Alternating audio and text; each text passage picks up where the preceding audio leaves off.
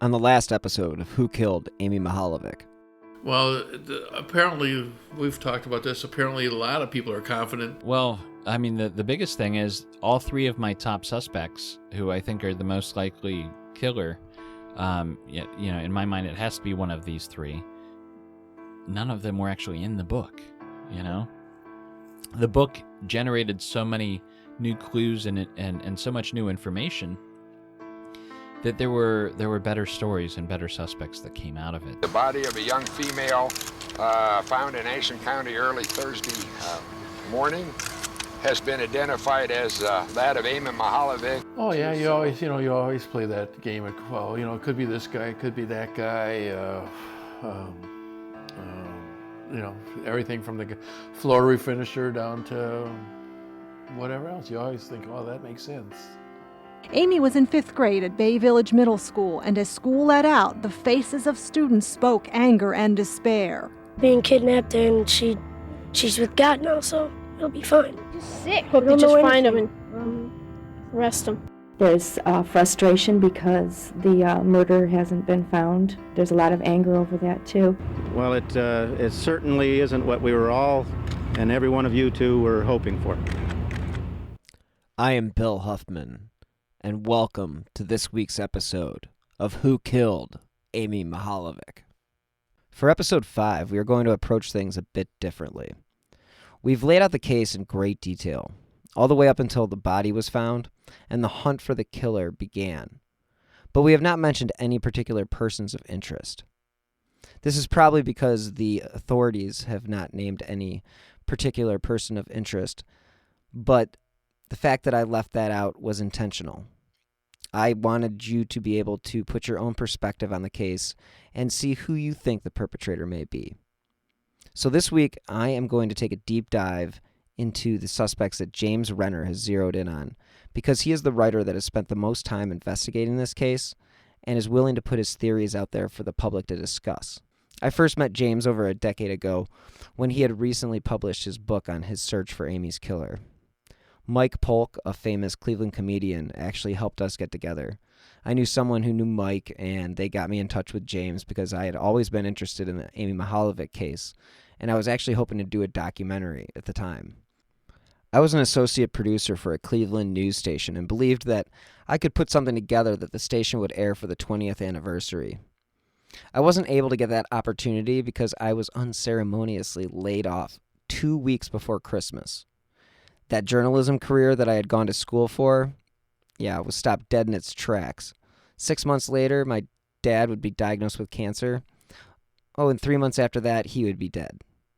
So my Amy project got shelved, along with any real hope of ever being whole again. Fast forward 10 plus years, and a number of unwanted and absolutely miserable jobs, I found the medium of podcasting. I have worked in newspapers as the A&E editor for my college paper. I was in radio as an intern at the only news radio station in Cleveland. As I mentioned before, I was an associate producer for the CBS affiliate here in Cleveland. The fact that my next project is this podcast makes complete sense, especially since I believe Amy's story is too complicated to be told in one news segment or even one episode. A long-form narrative on this case is something that can help bring more attention to the case and potentially trigger a memory in a listener that may know something about Amy's disappearance. So join me this week as we take a look at who James Renner believes the most likely people are to have committed this crime. You did a lot of investigating down in Ashland County, and, without getting into suspects too much at this present moment, but, what was it that you first noticed when you were down in Ashland? And you mentioned one time about the autopsy report having suspects written on the list, and there being suspects down there. Mm-hmm. Could you expand on that a little bit as far as what the suspects, what the authorities down there thought? Sure. Have I told the story about how I got the autopsy report? I think I did. Okay. So the first thing that struck me when I went down to Ashland County, when I was researching this case, is that it's pretty much the exact opposite of where Amy was from, in Bay Village. She lived in this cul-de-sac neighborhood with lots of neighbors, upper middle class, very safe place with, a community, and beautiful buildings, and just a nice, safe, clean place. Where they found her body on County Road 1181 in Ashland County, there's, to this day, where her body was found, there's no houses directly in sight. And, there's I don't think there's even cell phone service down there. It's very desolate. And, whoever dumped her body there was familiar with the area because it was the perfect place to drop her off. Especially if they did it at night, they would see the headlights coming, from a car. If somebody was going to come along, they'd have a good, 2 minutes to finish up and get out of there without getting seen. So, that's what struck me is that whoever did this to Amy was familiar or lived in that area. So, yeah, you mentioned the autopsy report, which it took a long time to get from Ashland County. And in that, so as soon as I got it, I got a call from Spetzel. And, he said, he's like, hey, look, you're gonna find some things in that autopsy report that we've never made public. And you're going to see some names of a couple suspects because we tested, at one time they had a baseball bat tested for blood and a couple other things. And he's like, we don't want that information to get out. The suspects that were attached to, for instance, that baseball bat, we're not really interested in anymore. But through the course of our investigation, we did look at that. And there's one other detail that was in that autopsy report that he asked me never to make public, and I haven't, that may speak to a different crime scene. So, we know that there's crime scene number 1, which is at the shopping square plaza where the abduction took place, and then where her body was found in Ashland County is like crime scene number 3 or 4. So in between there, she was kept, probably after she was murdered. I still believe she was murdered within 12 hours of the abduction. But then her body was kept somewhere that was sealed away from bugs, but exposed to the temperatures of the outside. So, which means like a garage or a trunk of a car, maybe. But maybe more like a garage or a cabin. So someplace that didn't have heat, but that was kept away from bugs. So we know, at least for a time, her body was kept somewhere that wasn't the field out in Ashland County. How do we know that? That's the particular clue that I was asked not to reveal. But there is evidence that clearly says that her body was kept somewhere else for a little amount of time. It's interesting when you go over like the original like reports from the Plain Dealer or the news reports from that day. They talk about I know in one of the reports, hunters walked that field. We would have seen the body. We don't believe the body was there. The whole time. We don't. Yeah. And the authorities have made it kind of. I mean, at least to the media, they've implied that the body was there for. They think within almost the whole period. Yeah. At least that's what they imply. Yeah, I think that's true. I think her body was likely there maybe by the end of the weekend after she was abducted, or within the span of maybe a week.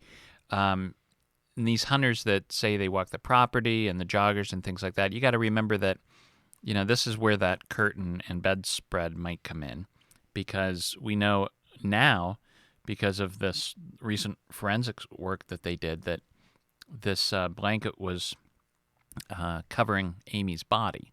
So it's very likely that that blanket, which could easily blend into the colors of the field, it would be totally camouflaged there.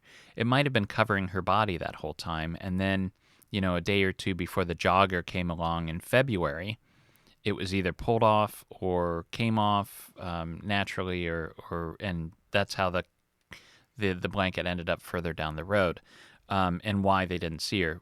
One of the reasons I believe her body was likely there most of the time is if you look in the autopsy report, there's several pictures, and one of the pictures is this little sapling, like some sort of plant or flower that had grown through her clothes. There was a hole in her clothes, and so you got to allow for the time that was necessary for that to happen.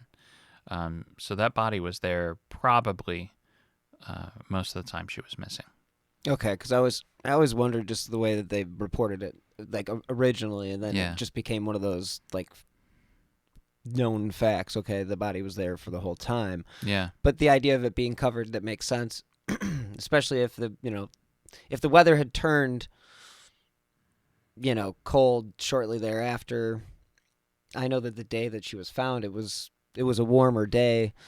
It's kind of bizarre that she was taken on a warm day. Yeah. In a kind of an Indian summer type of Mm-hmm. situation, and then her body was found on a warm February day. Yeah, an abnormally warm. Abnormally warm day, and it goes to what you just said about the blanket or the curtain using it for camouflage, and then saying that, okay, well, if it is a warm day in that part of the area, especially since we've both been in that spot before, the wind down there will blow anything. Yep. Anywhere. It'll cut across that field. Oh yeah, absolutely. So I mean, if it had been covered and it started to defrost, and let's say and that's why they didn't smell it. The decomposition. Because they talk about, well, the decomposition, that we would have smelled it because we walked the road. But if it's winter, and it's frozen, you're not going to smell anything decomposing because it's not going to be decomposing because it's frozen. Right. So That's I mean, I guess it kind of throws that. Plus, the location of her body is far enough away from any houses. The only person that's going to get close enough to encounter that body or smell anything that's happening with that body is this somebody like this woman who's jogging or walking down the road. Yeah, but you and I have both been there. It's not like the guy rolled up on the side of the road and just pushed her body out of the car. He actually had to have picked her up and carried her into the field. Maybe not. There's where her body was found. There's this little part where on either side of the road where you can kind of pull a car into and out of that field. So it's possible this person could have driven into the field at that point and then kind of pulled it. But I don't know, and I don't know how much that gets us closer to figuring out exactly who or how. But to answer the main question, she was likely there most of the time.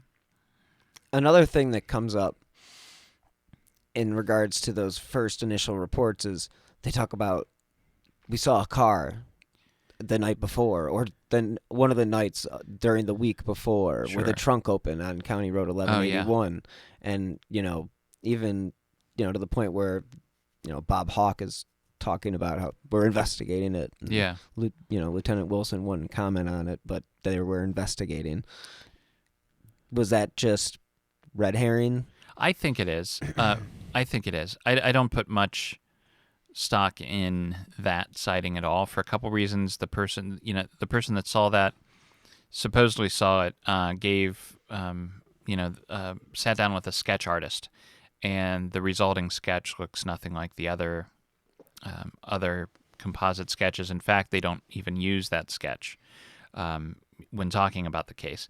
And two, if thinking about whoever's doing this and getting rid of the body, they picked that place so they could get out of there. Again, like I said, they could see headlights coming from, a minute and a half to 2 minutes out.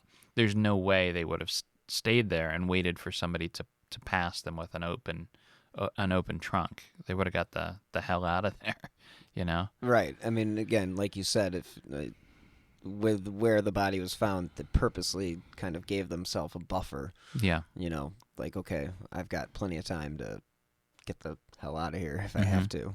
And you're right, that sketch looks nothing like the sketch. And it's maybe whoever saw it, saw this person supposedly, you know, said they looked Hispanic. Right.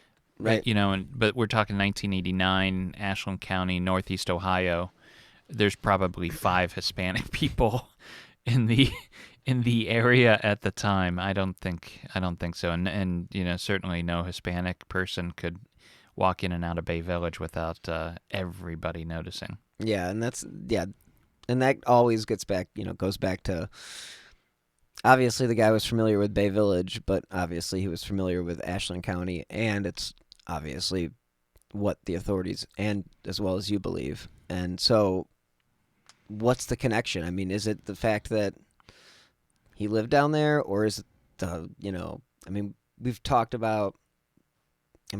about your top 3 suspects right now if you want to just run down the list. Yeah. So the person that's always, or at least since 2008, the person who's been at the top of my list happened to live a mile away from where her body was found, you know, and he was also an avid. He had to walk or run every day, and his route, you know, he would have walked. I know he walked or jogged past that body when it was there. So did he place it there so he could see it? But I'm not 100% on any one suspect. But yes, my top suspect lived a mile away from there. The second suspect, this Metro Parks director, has the least, direct connection to that area. But he's into nature. He would have been familiar with at least the parks down there. But again, least connection. The third suspect, this math teacher who is connected to the girls from North Olmsted, who, like Amy, got calls from this man. His sister was involved in horseback riding, and there are several places down there where she would have been familiar with, where he could have visited her. So that there's a connection there with horse stables, but not as direct as simply that first suspect happening to live, a mile away from. So you got this guy, he lives a mile away from where her body was found. He's been reported for inappropriate behavior at the school he teaches. He looks like the composite sketch. He's volunteering at the nature center. There's a lot that's stacking up against this one man. And this one man would have had access to the girls' phone numbers in North Olmsted. I believe through the logbook that was at the nature center. Okay. Yeah. Now, now speaking of the teacher from North Olmsted and the connection between, so there are a few connections there that also are kind of red flags in the sense that, yes, his sister was Amy's riding instructor. Mm-hmm. And the girls from North Olmsted were in his math class. The girls from North Olmsted were in his math class. Potentially knew the area because of the horse connection. Mm-hmm. What was taken from Amy when they found her body? Yeah, the horse head earrings. And the riding boots. Right. Right. As well as the binder, but the 2 of the 3 things have something to do with horseback riding. Right. So is that does that avenue present something new, or is that like just trophy hunting? Yeah. That's a good question. I don't know. And along those lines, did she have the binder by itself, or is she missing a backpack too?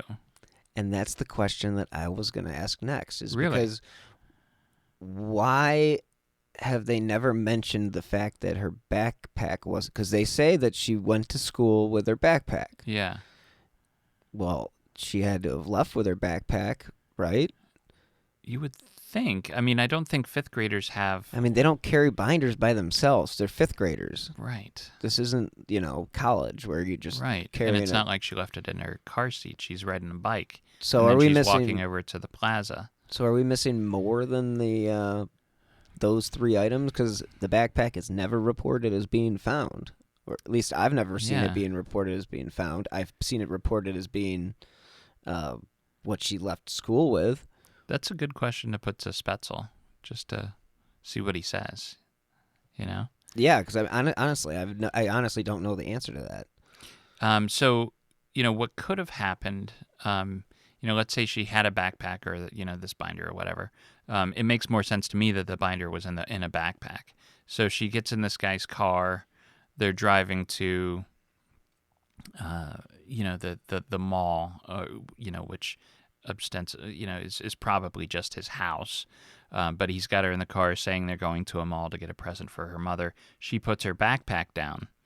And then, I think she figured out fairly quickly that she was in trouble and tried to maybe get out of the car or fight against this person. And I think that's when she was hit on the head, because she suffered blunt force trauma to the head. And I think maybe that knocked her out, or at least, got her to the point where she's not really fighting back. I think everything escalated pretty quickly from there. So, I don't know that, wherever he took her, is a crime scene. And there are a couple things on that. One, murderers don't generally drive too far with a body in their car because they can't risk getting pulled over for a taillight or something stupid like that. So wherever she was murdered is not far from that field. 2, you're not going to want to hang on to something like a backpack. So it's just another thing that could tie him to the crime. So I imagine something like, either burying or burning that stuff. And the earrings, those I could see as like a trophy or something. Yeah, I definitely would think that the earrings, it's just so easy to kind of keep in your pocket, or if you're that kind of sicko. Nobody's going to, nobody that, is in your wider life, I guess, is going to necessarily look at a pair of earrings that you have and think, oh my God, you're a murderer, So I could see him saving that as a, somewhat safe trophy. Yeah, it's... again, the connection between Ashland and Bay, and the number one suspect. One of my questions that I have in regards to his connection is, if he's the guy, he would have been, and he did volunteer at the nature center. He would have been recognized potentially in Bay. Right? I'm just saying, just playing devil's advocate. If this guy is never planning on coming back to Bay, which he could totally, plan on. From what I can tell, he never went back to the nature center after that. So, circumstantially, that is absolutely suspicious. Yeah. Yeah. So, maybe he. But again, look at it from the other side. If he was in Bay that day, maybe he did get recognized, and whoever saw him there wouldn't think twice of him being in the area. Now, the people that saw him approach Amy, look at what happened to the composite sketch. It looks like, this is a guy that looks like a guy. This is a guy that looks like your typical, Northeast Ohio dude, and that's why so many people have been looked at, is because there's so many people around here that look like the composite sketch. He literally looks like everybody's freaking dad. Yeah. Or uncle or something. Uncle, soccer coach. I asked Mr. Mahalovic, I'm like, did she play soccer? Because, Mm-hmm. just that whole soccer connection too, just because Yeah. North Olmsted's a big soccer, community. Now, did this teacher have anything to do with coaching? No. As far as Okay. no, he's definitely not an athletic, at least not in that sense. He's, an avid walker, jogger, but no, not a coach for soccer. But there is another suspect that I would say, in my top 10, if we expand this a little bit, there was a coach that coached soccer at North Olmsted who has really been looked at, and he was a dentist in the area at the time, and he may have been Amy's mother's dentist. And he was coaching soccer at the time where these North Olmsted girls were also playing soccer, and they would often play in Bay Village. And what we know about this guy for a fact is that he was writing love letters to one of these 11-year-old girls on his soccer team at the time. So, guy's definitely a creep. He would take these girls on overnight trips into Canada and rent one hotel room because he had a daughter the same age. So it would be him alone in a hotel room with 4 or 5 of these girls. And at least I think 2 or 3 of these girls have come forward to me talking about very inappropriate things that he's done. Have you spoken with him? I think I did briefly. Yeah, I tracked him down to, this would have been back in like 2008, 2009. Tracked him down to Las Vegas. I think he's still in that area. Yeah, very strange individual. So definitely connected to the soccer stuff. Yeah, just it's one of those bays like famous for. It's just like their soccer and yeah, their running, which is ironic, just with the whole connection between, your top guy and just his avid walking and running addiction. Now, as far Welcome to Story Time. I'm Stephen King. Beware the boogeyman, as the stories are true, because there's something in the shadows waiting for you. Keep the lights on, check under your bed, close every closet, or you'll sleep with the dead. From the mind of Stephen King, The Boogeyman, directed by Rob Savage, rated PG-13, may be inappropriate for children under 13, now playing. Sleep tight, boys and girls.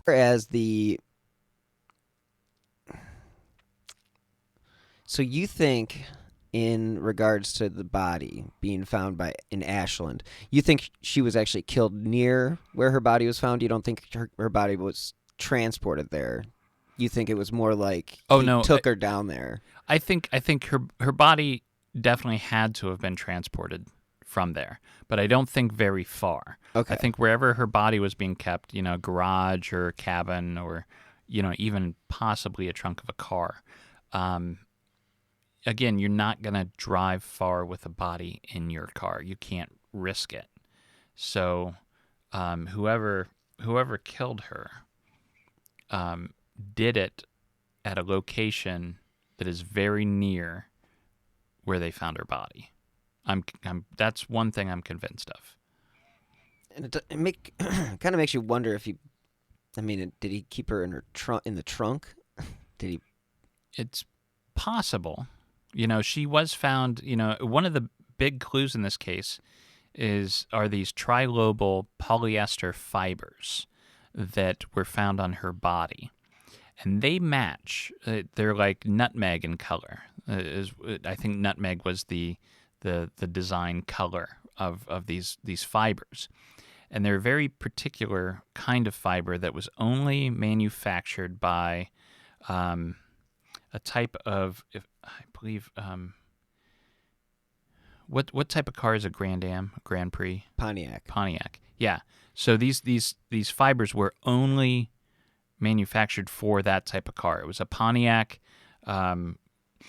gold, tan colored car that she was in during the abduction. And we know this from these fibers. Now, my top suspect drove a Pontiac car that was that exact color at the time of the abduction. Now, that was a big clue. Now, with this case, I've said this before, everything that could go wrong went wrong.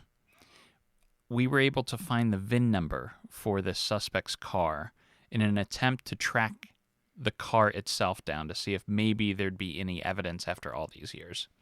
He had sold it, and it transferred to a couple different people and then ended up in a junkyard in West Virginia. Now, my father-in-law is an auto body mechanic. Well, he owns an auto body shop. And, he heard I was going to go looking for this car. He's like, you don't want to go down there alone. This is a different part of the world that you don't really understand. I'm like, what? Whatever. Okay. So he'd never offered to do this before. It's 4 hours south. I know, right? How could it be that bad? Well, we went into the hills of West Virginia, and it is like we're talking clapboard shacks and people living off the grid. You're in the mountains, and that's where this junkyard was located. Moonshine territory. And we found a car that was the same make and model. And here's the bummer. Here's the car that ended up in that junkyard was likely crushed and recycled before we got there. So we didn't find the exact car, but we found something similar. And we started looking at the VIN number because I want to get this right, and it's either one or the other, because these fibers that were on Amy's body were tracked to a Pontiac, I believe, Grand Prix. And the VIN number for the top suspect comes back to a Pontiac Grand Am. It could be vice versa, but I think I got it right. So it's like, it's the same colors, everything matches, but the VIN number says that it's not a Grand Prix, but a Grand Am. Now, what I found out, I'm 100% convinced about this. Every once in a while, the VIN number's wrong. There's a mistake. You talk to my father-in-law who runs this auto body shop, and he's like, yeah, this happens more than you would know, where you enter in the VIN number and you know what kind of car you're working on because it's right there in the shop. You enter the VIN number and it says, no, this should be something else because it's a mistake. And I think this VIN number that is associated with the suspect's car is a mistake. And I don't think he was driving a Grand Am. I think it was a Grand Prix.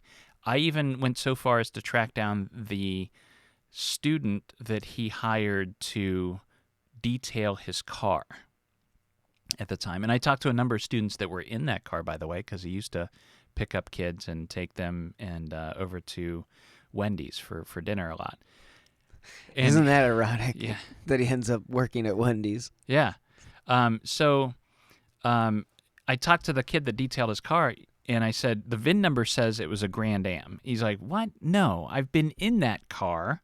I've cleaned it from top to bottom. It was a Grand Prix.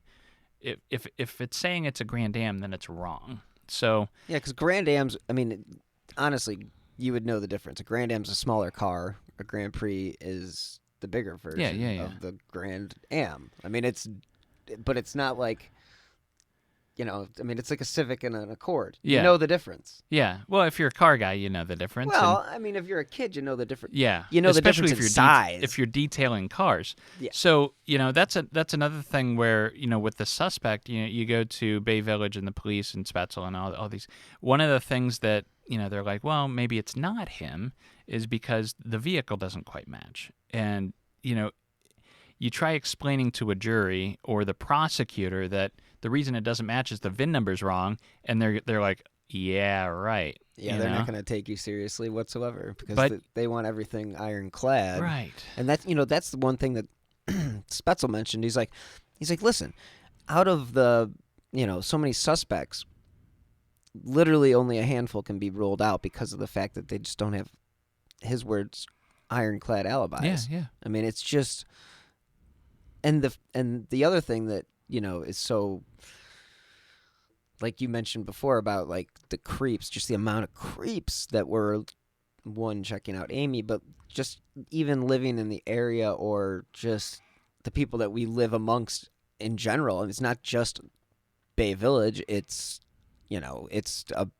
it's the world. Yeah. And we can all look up who lives near us with the registry list, but that doesn't do you any good because that's just going to cause you a little bit of stress. Well, if you have kids, but we've convinced ourselves that we're some sort of special type of being, but when you look at cases like this and you really delve deeply into it, you're faced with that realization that we're animals, just like everything else on this planet, that can move and think and do those things.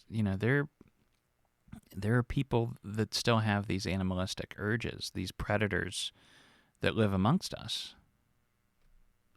Yeah, I mean, we are animals. We are. I mean, if you look at our history, I mean, we have slaughtered people for no reason, because they're from a different tribe. Or, oh, hey, we think you caused the plague. We're gonna, perform another, mass killing of, it's just. And we there's always that danger of slipping back. We've got this very thin, veneer of, grace and intellectualism and all that good stuff, but it's very thin, as you can see with what's happening with the country now. There's always that chance that you can slip back and become this fearful, predator versus prey society. Yeah, I definitely think, fear is certainly the, no pun intended. I'm not even going to go there, but fear is definitely a driving force in our current state. Yeah. And I think it's awful. I mean, it's reminiscent of when we were kids and the stranger danger, and it's like everybody's going to attack you and try to kidnap you, and you find out later in life that that's like the least likely thing to ever happen. Yeah.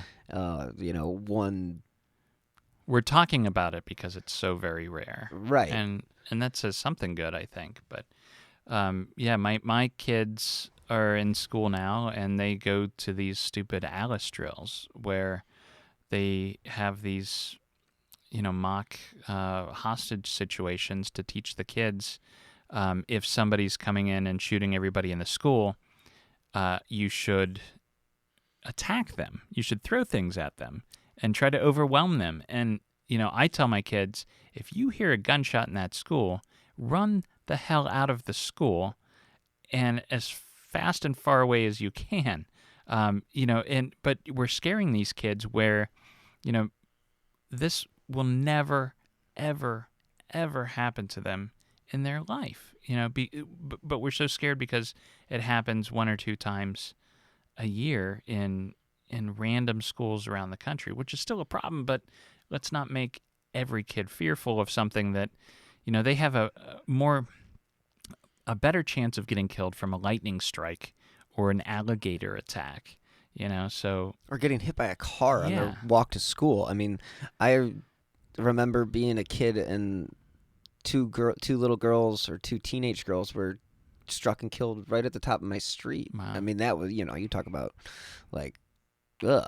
Like, yeah. That's as tragic and as traumatic as it gets. Like, and just, that's the kind of stuff that you should be teaching your kids, not so much how to attack a attacker. Yeah. I mean, that seems so counterproductive and putting yourself in harm's way for no reason. I'm curious to know,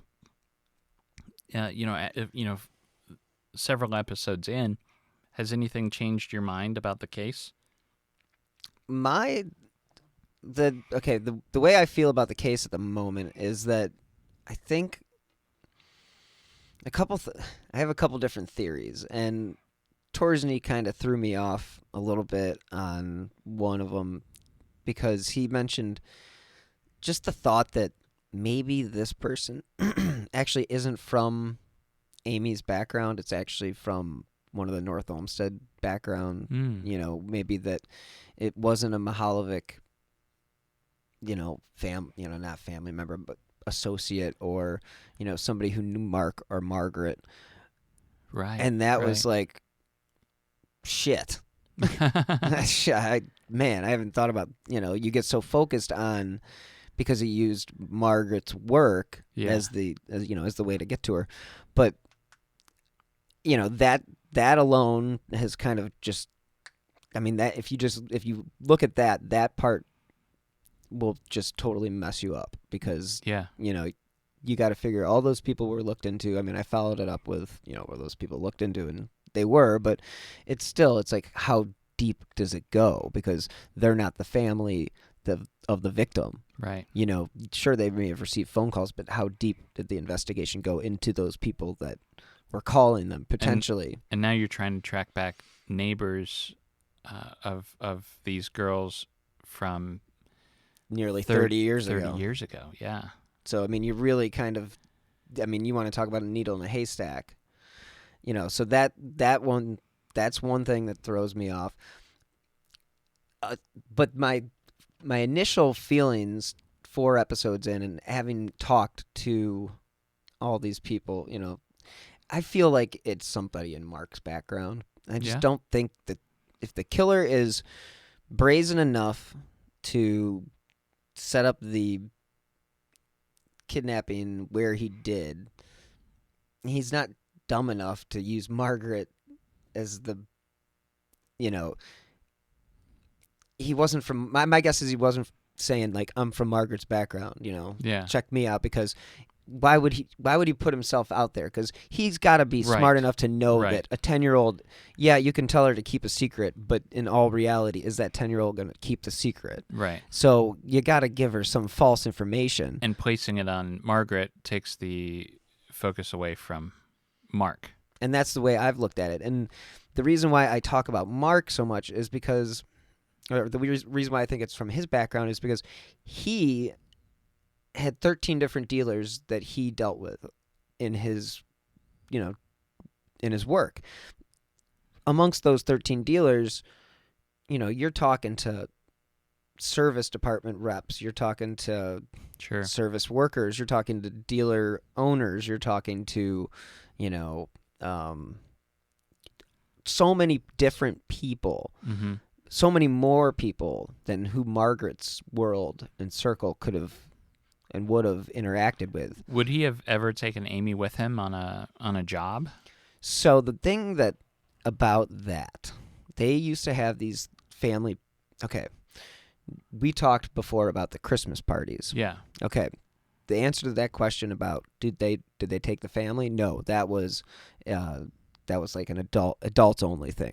Okay. So what they did have though is they had zone, like, I guess it's zone parties, or, he was at a zone meeting the day that Amy was abducted, but those zone meetings took place in Cincinnati because that was where their headquarters was for whatever his district was.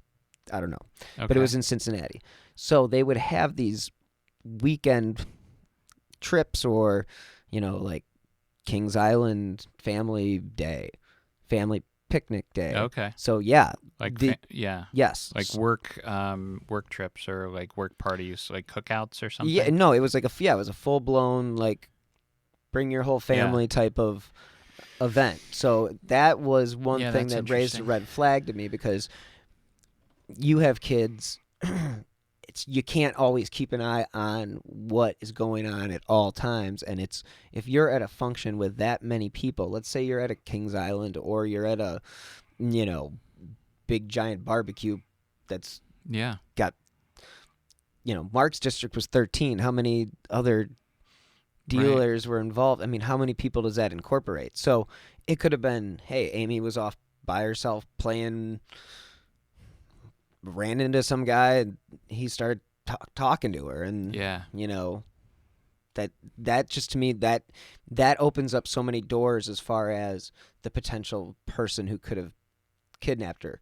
Now, I don't think the person who kidnapped her, I do believe he was local, because of the fact that they weren't able to trace his number, and they only traced long-distance numbers. Right.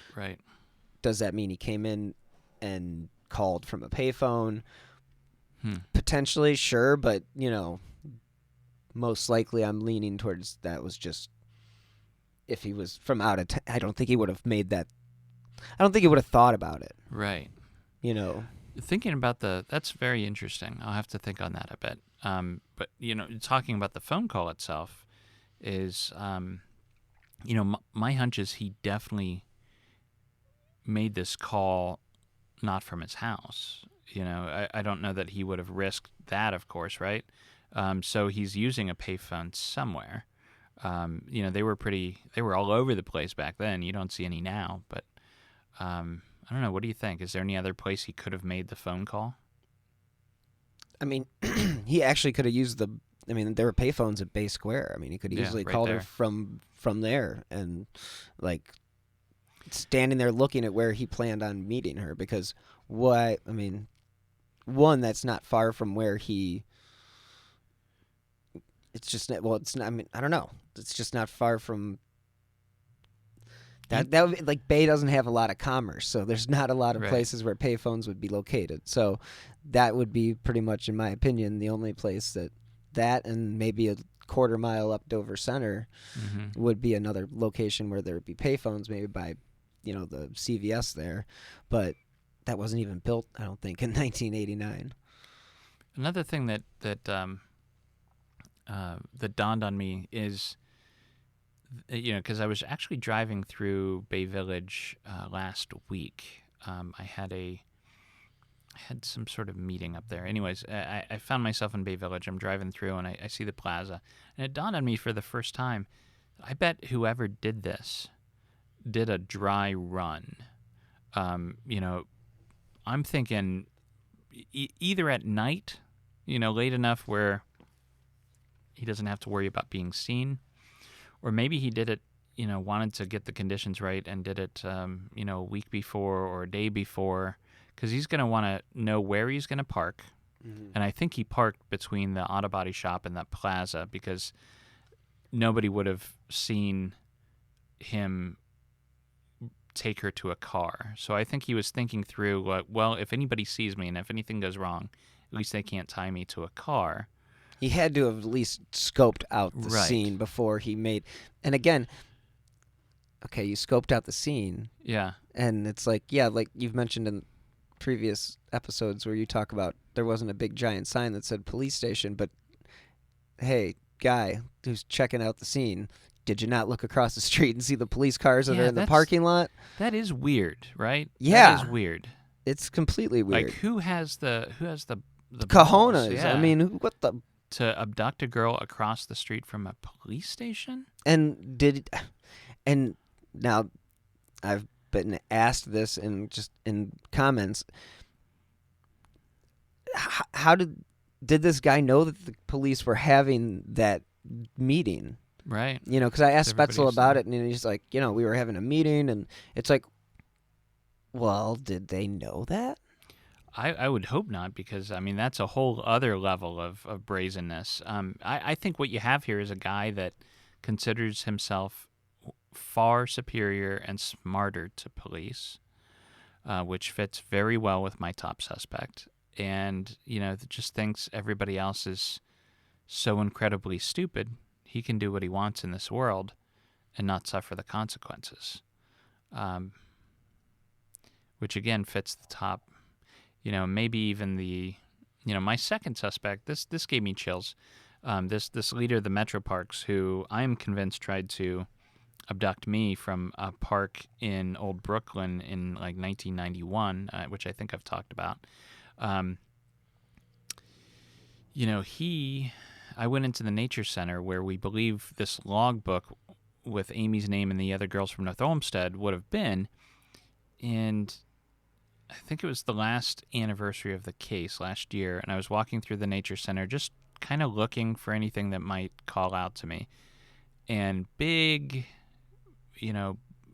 brick, square, they have this wall of donors, people that have donated lots of money to the nature center. And right there, he's one of the biggest donors to that nature center. So it meant something to him. And then he checks himself into a mental hospital 10 days after her abduction because he can't fight his sexual urges. So there's a lot about that guy too. And he, again, I go back to this, are we dealing with one person or are we dealing with more than one? And my top 2 suspects, I am convinced knew each other. They had to. I mean, knowing what I know about the top 2 suspects and knowing the job that the top, I mean, literally, they would have crossed paths at least either once a week. I mean, if let's say you volunteer, I mean, they would have. I mean, either at that nature center or I've linked them both to the kind of down low homosexual scene at that time. That's exactly where I was going to go with that. And now that's, like in regards to that aspect of it, that is why I would think that he would have known him, just because of the fact that in 1989, it was still not accepted. I mean, it was accepted, but it certainly wasn't what it is today. You know where you would meet back then? The Metro Parks. The Metro Parks for one, and absolutely the Metro Parks where both those top suspects, one guy was running it, the other guy was, and he eventually got arrested for doing creepy sex stuff in the Metro Parks, and the other one was a science teacher who often went to those parks for field trips and extra credit assignments, but also there where you would meet men at that time are adult bookstores that had the private viewing booths. Now, one thing I know about the guy that ran the Metro Parks, because it's in some of these documents that I found, is he frequented this adult bookstore on, I think it was Brook Park Road. Had to be Brook. Yeah, right. Had to be Brook Park Road. That was a really seedy place back then. I remember. It's come a long way, but yeah, that's definitely where you would go for that type of entertainment. And and I can definitely see the other guy being there too. So it just goes around and around and around again, and that to some extent that's kind of shielded them from some attention in this case, because there are police officers that believe, well, if they're latent homosexuals, what are they doing going after this little girl? But the one thing we know about both of them is they were attracted to prepubescent children, and when you have that, the people that are into that, they don't really differentiate between boys and girls. Yeah, and that's I actually asked Chief Spetzel about that, if they had, if that was one of those things that they kind of discounted. Yeah. Like, okay, he's more into boys, so we're gonna potentially look the other way because of that. And I liked his answer, right? He was like, no, we looked at everybody. With all these investigations and with all these leads and these, the one person that I talked to you, I was texting with you last week, was Rick Burns, the guy who owned the automotive shop that was where you think the perpetrator would have parked. Yes. Now, what was it that you said when I asked you about that? Rick Burns has told me that he remembers seeing the car there. In fact, he thought he had a picture of it, and he was looking through all of his stuff. He could never find this picture, but he described this tan-colored, gold-colored Pontiac Grand Prix. And even better is there was another witness that has come forward and said she also remembers the car being parked there between the auto body shop and the plaza, because that's usually where she parked to go into this auto body shop, and she couldn't that day because this car was parked there. This is the best witness ever that places the abductor's car there and the color and everything. It was a common pleas judge. Like, you can't get a witness better than that. And to this day, she swears that she saw the car that took Amy. That's yeah, that will definitely. You definitely would want a judge to be your eyewitness if you're going to have an eyewitness. Yeah, right. And I mean, I know eyewitness testimony or eyewitness, it is what it is. But, the whole... Did you hear the part where I asked Spetzel about the fibers?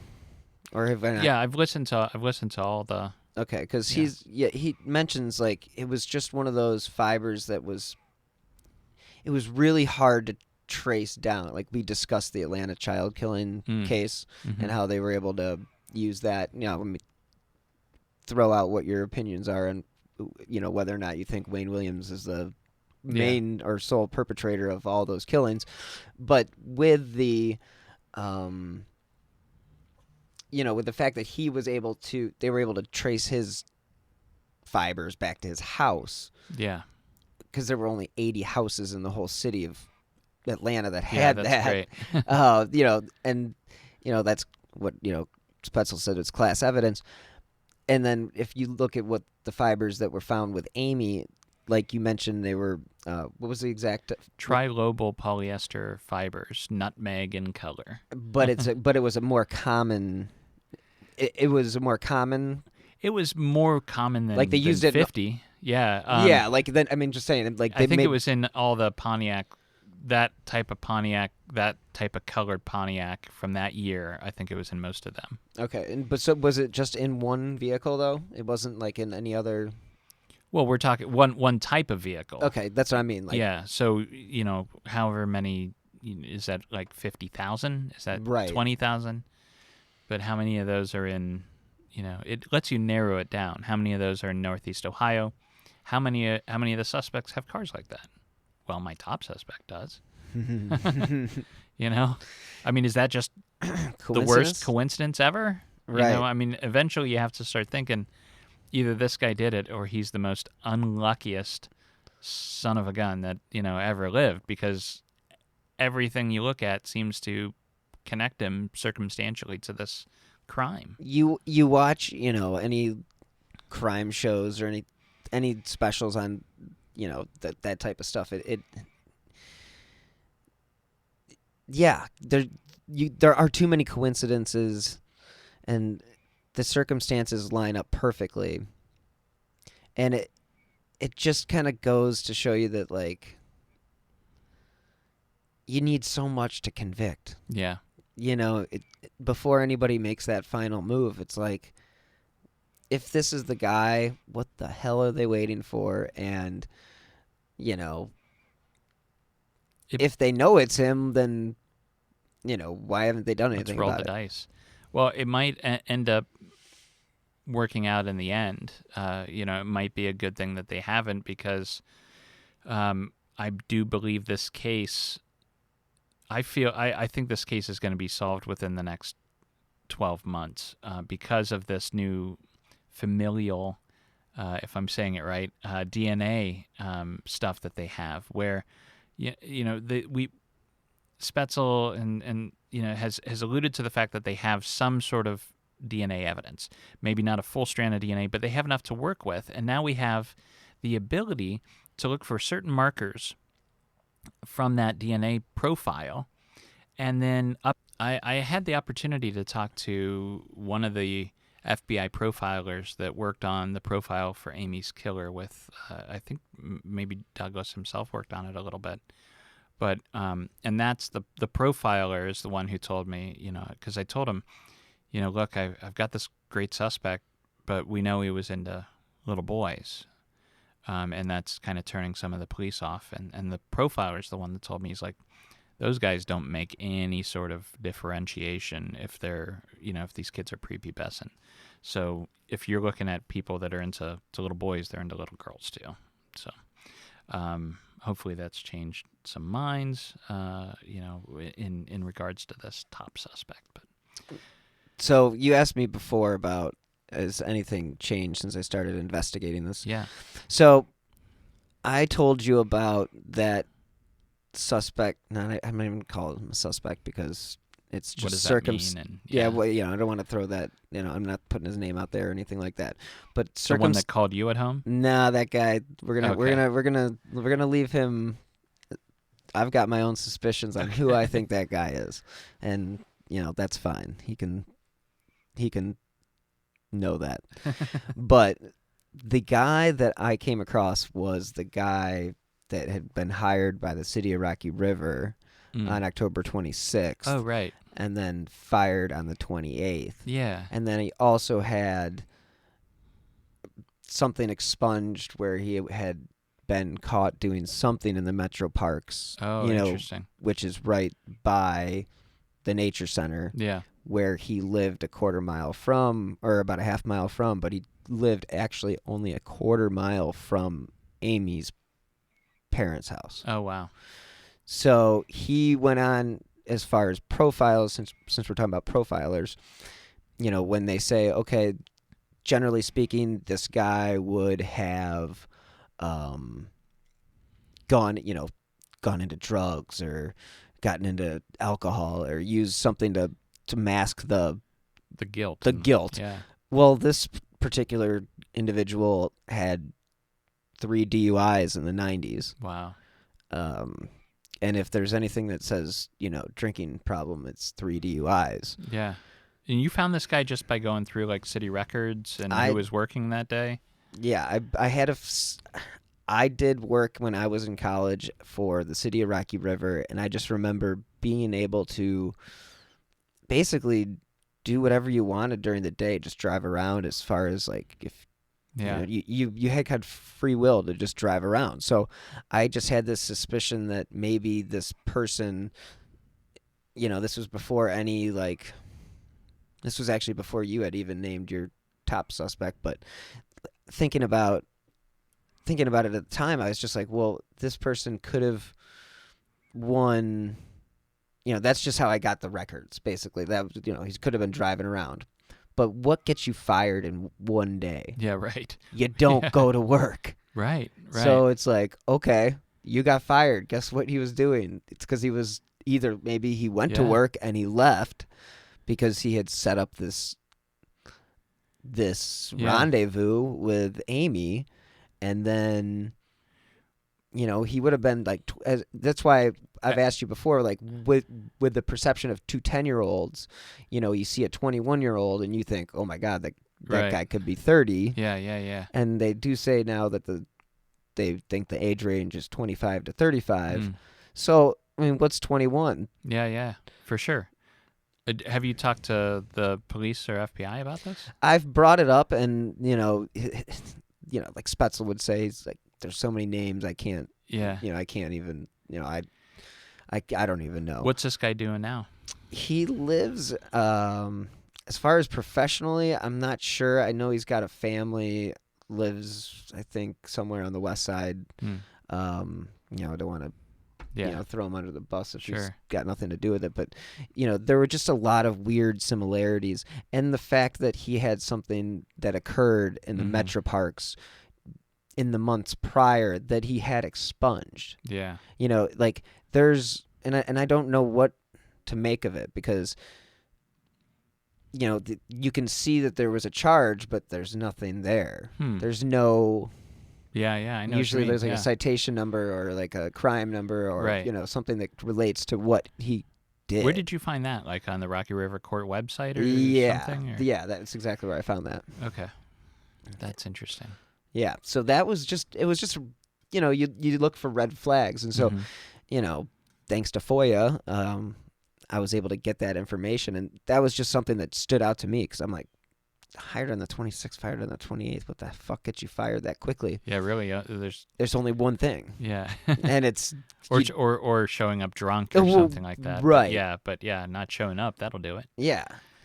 So I mean, it just it kind of goes along with what you said. There's so many people with the means and motive, opportunity, and it's like you can have your top suspects, you can have your top 10, your top 20, whatever.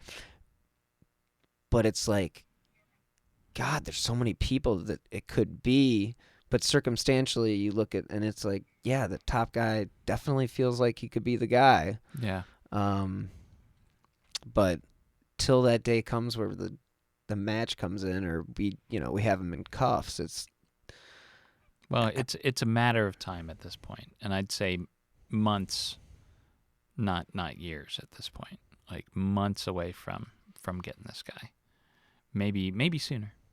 Maybe weeks. I'd like to think. Wouldn't it be nice to have that happen on the anniversary this year? That would be apropos, and God, that would be amazing. I appreciate you coming in, James. Thanks again for I always appreciate your insight, and just wanted to touch base, halfway through this series and just see, basically pick your brain again and just thank you. Yeah, congratulations on the success of the podcast. It's getting a lot of attention. Yeah, it's so far so good, and you've been a big part of it, and I just wanted to say thank you and appreciate all your insights. No, I think it feels like this is getting us a step or many steps closer to the finale, Yeah, like one, I don't know if it feels like one final push, but yeah. I definitely feel like the Spetzel and Torsen even said publicity. Yeah. That's what we're going for. Good. So thanks again. Yeah, good luck. Many thanks to James Renner for making the trip up to the studio for another round of conversation regarding the Amy Mihaljevic case. I hope that our conversation was able to provide the listeners with some answers to the questions that they have had through the first 4 episodes. I will return next week for episode 6 of Who Killed Amy Mihaljevic. Thank you for listening, and be safe. If you are interested in supporting independent journalism such as this podcast, you can click on the donate button on the bottom left on whokilledamymihaljevic.com. If you could leave a review on Apple Podcasts or wherever you listen to podcasts, that will also help support the show and help get Amy's story the coverage it deserves. You can contact the Bay Village Police Department at 440-871-1234 if you have any new information regarding this case. The FBI is offering a reward of up to $25,000 for information leading to the arrest and conviction of the individual or individuals responsible for the death of Amy Renee Mihaljevic. Anyone with information concerning this case, please contact the FBI at 1-800-CALL-FBI. You may also contact your local FBI office or the nearest American embassy or consulate. Thank you again for listening to this week's episode of Who Killed Amy Mihaljevic.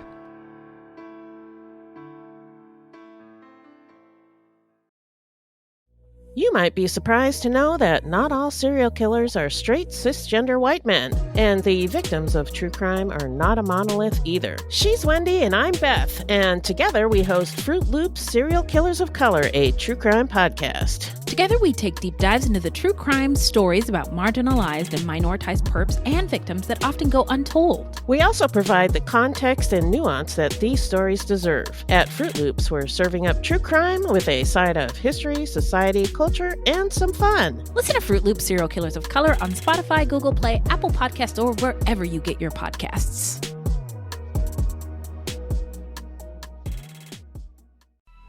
Coming up on 5 Minute News, I'm Anthony Davis. You might think it's partisan because maybe it's critical of one side or the other, but it's not. It's just the truth. And I think that's also something that's kind of unusual for Americans listening to the radio or to podcasts, because the news landscape in the States has been so partisan for so many decades. So 5 Minute News is verified, truthful, independent, unbiased, and essential world news daily.